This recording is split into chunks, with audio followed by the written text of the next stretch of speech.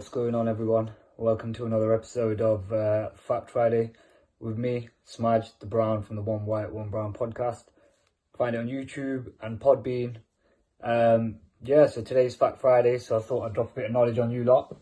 So this is something that I heard about. I didn't really read into much, but some of you may have heard of it. Did you know that some animals have accents? So depending on what part of the world they're from, or even what part of the country, the accents can vary. So some of the animals, bats, dolphins, birds, monkeys and whales, from what they've studied, they've observed, have accents. Now, the accents are connoted by slight frequency tones, differences in sort of the pacing of how they sort of make their noise, like bark or chirp or whatever. Now, they did a study on wolves, and they found that wolves, well, depending on what type of wolf it is, the accent varies. So it varies from species to species, not just from regions. So even monkeys, they showed differences in dialect, but theirs was not just regional or sort of whatever country they're in. Theirs was a lot of environmental things. So, for example, if you take a monkey that lives in an open area and put it in the forest, they would adapt and change the way they talk or whatever. So, for example, if they're in a forest, obviously, because it's such a it's dense with trees or whatever, they have to obviously change their pitch. So depending on that, they're able to go up and down and change their accents like that. So it's pretty sick that it's not just sort of where they're from, it's also their surroundings that they adapt to, which is pretty cool. They did do another study, and they found that birds, cats and dogs, when they're kept as pets, are able to actually pick up on the owner's accent. So if you've got a pet dog, it's probably got an accent that's sort of developed over time and become more like yours. So it's more sort of the tone, the pitch, and sort of so the tone and the pitch of their language is what changes.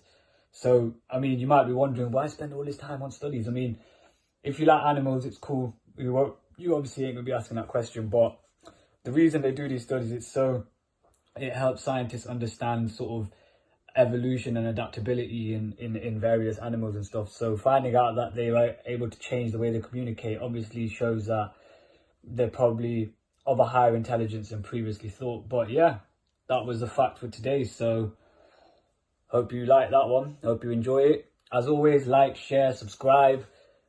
You know, we'll be back, I'm sure, with Crackpot Monday. Don't forget to check out our other videos, our other podcasts. And yeah, man, peace out. Thank you. Thanks for that, Smaj. What a great fact. Who'd have knew animals have accents? I didn't. Welcome to Fact Friday with me, Jack, from the One White, One Brown podcast. Today, I'm going to drop a little information bomb for you. It's about ambergris. And ambergris is found in a lot of high-end perfumes, eau de toilettes. It's one of the main kind of substances that's used to make things smell nice.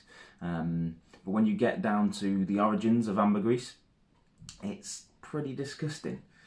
Now, ambergris is something that's produced by sperm whales, and the fact that I read basically said that it was created from sperm whale puke. Now, I did a bit of further research because we like to make sure we get things right for you on this programme. We don't do things by halves. Now, the fact said that it was created by sperm puke. Now, as I did a bit of further reading, it kind of said that was false. It's actually created in the gastrointestinal tract, from the bile duct of sperm whales, and it's produced to help ease the passing of sharp objects. So, sperm whales eat a lot of squid. The squid have sharp beaks, and it's to ease the passing through the intestine to allow for safe passage.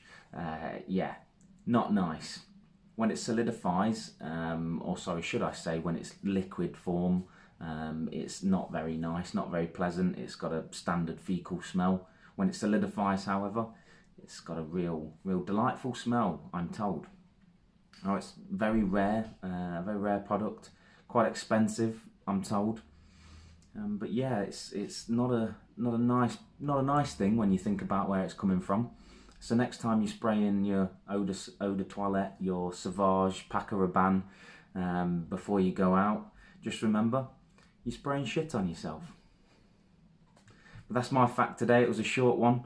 Hope you enjoyed it. Remember, like, share, subscribe. The One White, One Brown podcast, episode 5, is up and available now on Podbean and YouTube. So yeah, check it out. Thanks, guys. Take care.